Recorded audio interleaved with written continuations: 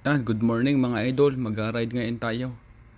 Hindi natin alam kung saan tayo dadaan kasi ngayon lang natin nadaanan to. Oh. Ang gaganda ng bahay. Ayan oh. Hindi ko, kasi dire-diretso ko kanina. Hindi na ako gumamit ng GPS. Tingnan nyo, ang laki ng daan oh. Babagong ginagawa yung daan. Kaya ang ganda oh, ang laki. Halos kasya na yung kalahati na sasakyan oh. Ang ganda ng mga ano. Maraming bibili sa bahay ng mga ito. Yung lalaki, grabe. Kasi nga, gawa ng buwan, malapit pa sa kalsada. Oo, ayaw. Dire-diretso lang pagbabay ko. Mahaba ito hanggang doon sa dulo-dulo na konti. Yan to, pangit na itong daan oh. Medyo bako-bako na. Yan oh, yan kasi ng sasakyan oh. Isang bike lane lang oh. May nakaparking na sasakyan. Mali ito. Yan oh, nasa kuwan pa. Mali ang parking niya. Pagka kuwan, matitikitan yan.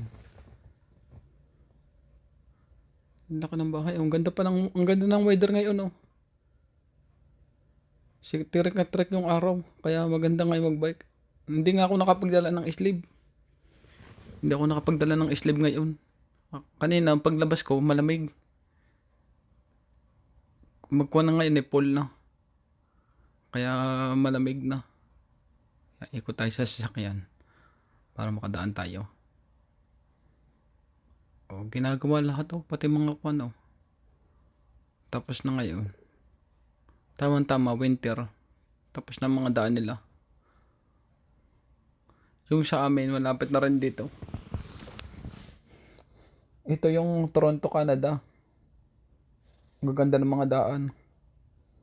Kasi malaki nga ang budget dito. Yung mga tax namin dito na papapunta sa mga daan, mga kuan, kung ano-ano. At least nakikita mo rito. Hindi kagaya sa Pilipinas na hindi mo makita kung saan dinala ng tao. Kaya maganda rito sa Canada. Ang problema lang dito, kailangan masipag ka. Yun nga, gawa ng unlike na sa bahay. Maraming bayarin tayo. Maraming bayarin dito pag bahay. Ang naman. Yan, diretso tayo. Okay naman nakatao. Ang dami nagwa-walking oh. Ito mahirap pagbabike eh. Kailangan ng alas 2 ka. Kasi marong hindi mo naglalakad lang hindi mo bibigay. Yan oh. Bago kong ano, ilaw. Malakas to. Yan ang idol oh. Ang ganda. Nice. Ang dami sasakyan na nakaparking oh.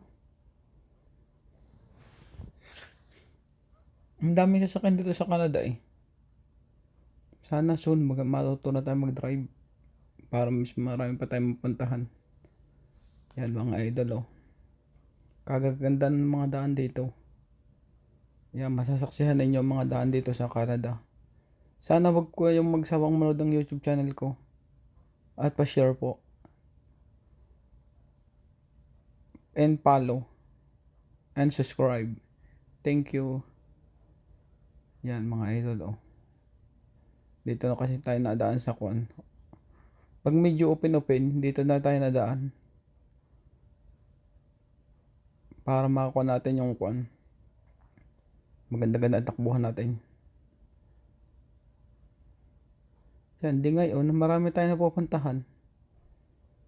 Hindi katulad ng sa kuan eh. Yan, may aso pa oh. Bata. Laki ng aso. Ay, grabe. Kakatakot yung mga aso eh. Yan, let's go na tayo. Ang gaganda ng bahay dito, ang lalaki. Mga single house, medyo dikit-dikit nga lang.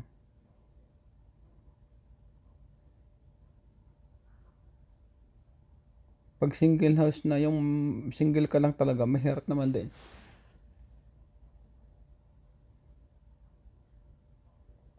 Ang lawak kasi ng Canada eh, kaya kuan. Tapos dito, dikit-dikit ang bahay. Yung iba nga walang bahay, oh. Mga nakatayo. Mga part dito, lalaki. Ang construction. Maraming construction dito sa Canada pag summer. Kasi, yan na. Pero ngayon, medyo okay na sa may lugar namin. Medyo pag tapos-tapos na. Siguro sa malalayong parte na lang ulit ng mga construction. Yan, masasaksihan ninyo dito sa Toronto, Canada. Tiga Toronto ko eh, kaya Toronto na lang ang ikuha natin para makakuan. Ang bilis na nagkuka na, nagkuka skateboard oh. Nilalagpasan lagi niya ako. Yan ngayon, abot ngayon natin.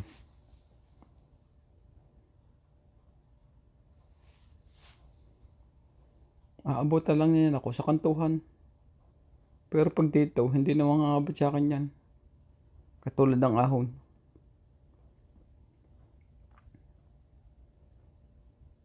Ano kaya ang ibig sabihin ng X? Marami pa tayong mga kwan. Yan, ito yung kwan dito. Kantungan. Ay, yan yung ganda ng fountain. Ayun o. Nice. Ang ganda. Yan, nag-antay-antay lang tayo ng bus.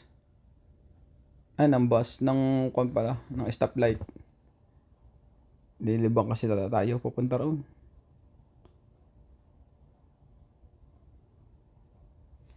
May event pala. May event pala eh. Kaya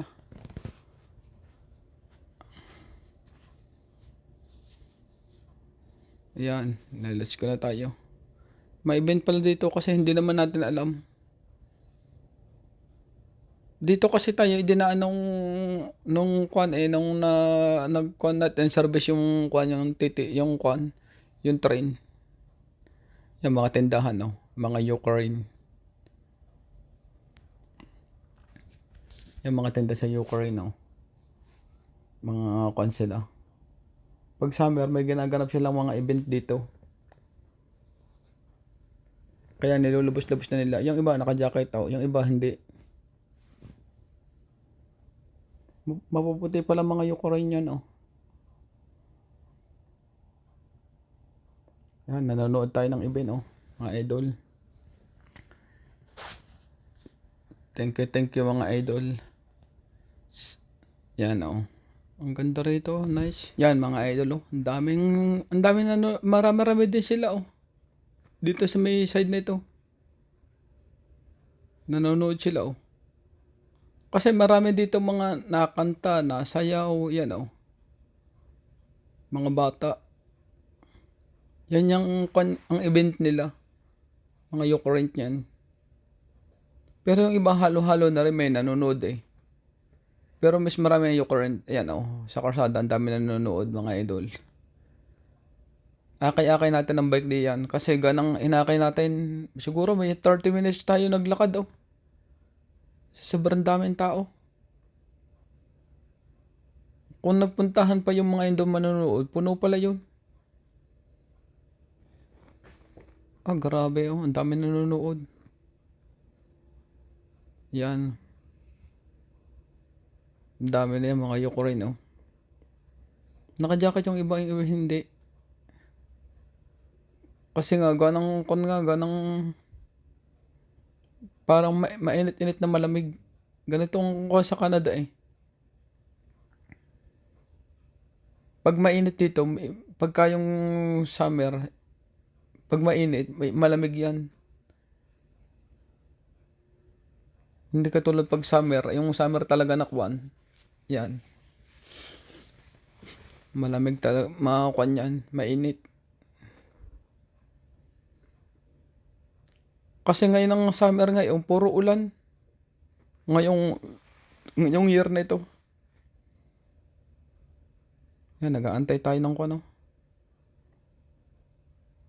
Kasi ang daming tao. Hindi tayo maka-ride kasi akay-akay natin oh. Pag tayo nag-ride dito, makabangga tayo sa daming tao. Ilang street ang sinaraduhan eh. Sa daming tao. Yan ang mga tindahan nila, oh. Grabe, nice. Naka-ride tayo eh. Ngayong kung ito. Kasi hindi naman natin alam to. Napadaan lang tayo ng kuan. Hindi ako gumamit ng GPS. Basta na nagbabike-bike ako kung saan ako mapasuot. Eh dito naman pala ako napasuot. Yan. Kaya maganda rito mga idol, oh. Nice. Yung mga tindahan nila, oh. Mga souvenir. Katulad yung sa Pilipinas, ganito rin. Dito sa Toronto, sa Wilson. Pagka, yan, may mga event ng ganyan, yan, may mga tindahan din ng ganito. Yan, oh, mga tea, oh, mga prutas. Yan, mga pagkain nila, oh, pizza. Yan, oh, marami-rami nakakain din sa kuno. Yan, grabe, daming tao. Hindi tayo makapag-bike. Kasi ang bala ko doon, susuot ako doon, hindi naman ako doon makakasuot. Kaya dito na ako, akay-akayin ko na lang dito na ako dadaan.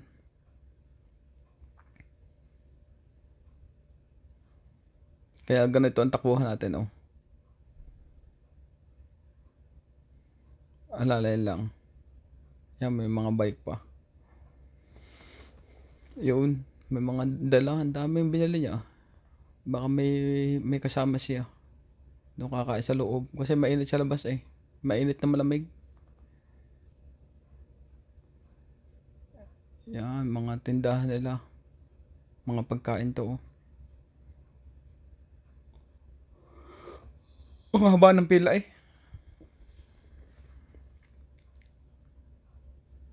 Mapuputi mga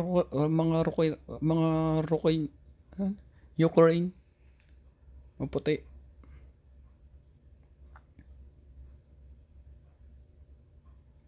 Yan, oh. Pag summer ganito. Kaya maganda rito pagkakuan. Pero ngayon, malamig-lamig na ngayon eh. Siguro susunod na month, ay susunod na year, makakuan na ito.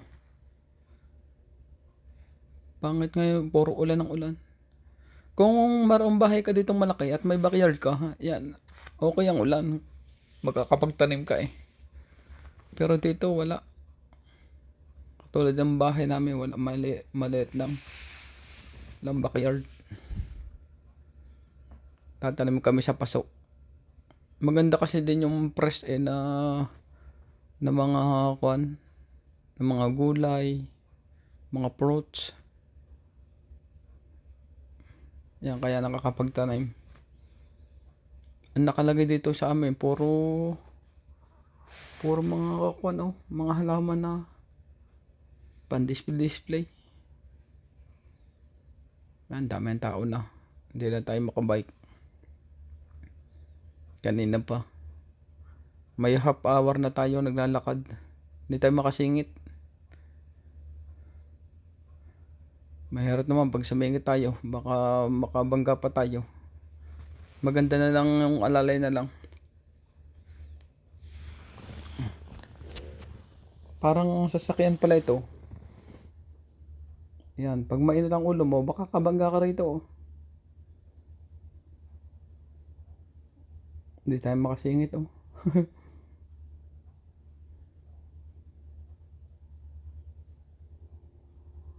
Mga bata, naglalakad.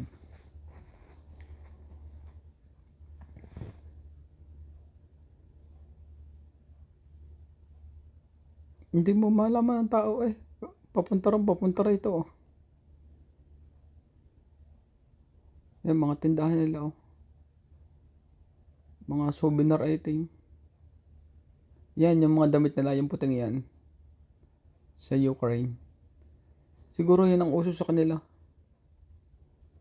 Parang kagaya sa Pilipinas na barong Tagalog.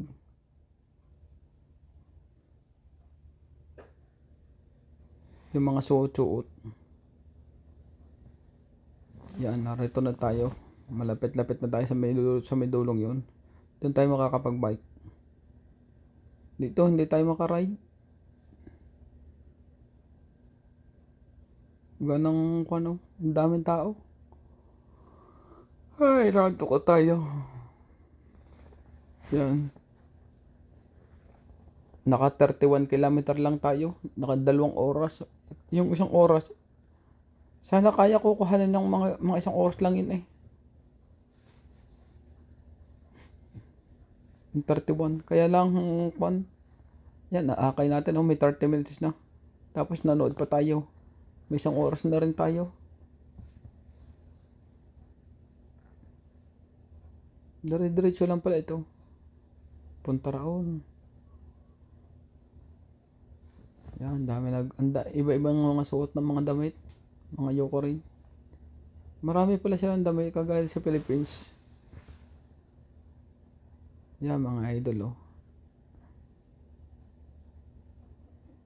Yun, nagaya ka pa. Nagkita sila oh. Yan. Daming tao. Kakatuwa din naman eh dito. Pag summer. Katulad ngayon lang ako summer na natutong magbike. Yan, kaya malayo na abot natin. Kakatuwa. Yan. Sa lubungan ng tao. Sa lubungan ng mga tao, grabe. Yun, damit nila, yung puting yun. Yung parang polo. Siguro mga kagaya na sa Pilipinas na may mga Pilipinas nga na may tatak na. Siguro yun ang mga logo nga nila, may tatak na rin yung. Wala lang pangalan ng kanila. Yan ang kanyang flag oh. Uroko. Ukraine. Ang ganda ng yung sa langit. Ganda ng weather ngayon.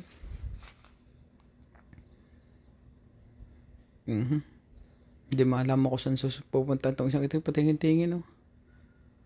Yan yung mga tinitingnan nila oh. May mga butas-butas, may mga tama. Siguro pinapakita nila yung kasaysayan nila. Parang tinarget eh. May mga butas, may mga tama yata, baril yata yun oh. Yan oh, butas-butas oh.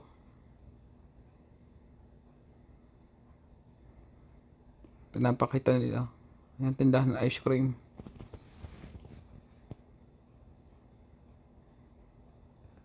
Bagal maglakad. Nakakainip. Yan, medyo malapit-lapit na siguro tayo. Kailangan mahaba palang pasensya. Kaya yung nakakuan tayo, singi tayo.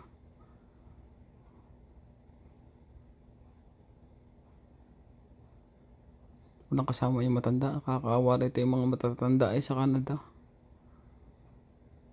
Hindi na rin sinasamahan ng mga anak-anak.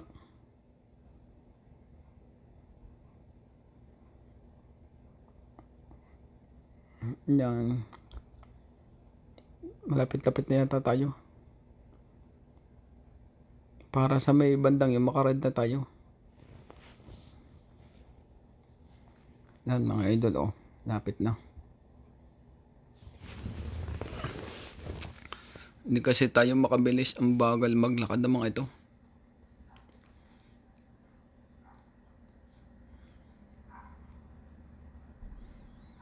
Yan mga tindahan. Yun oh, yung may natulong-tulong mga ride na mga ride naman pala ito. Roger Center. Yan mga mga palaruan pala itong side na ito. Mga palaro ng mga bata yun oh.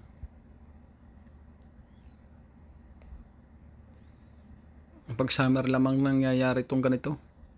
Pagka winter, full pa lamang, balot na kami. Kasi ganang sobrang ginaw na nga rito.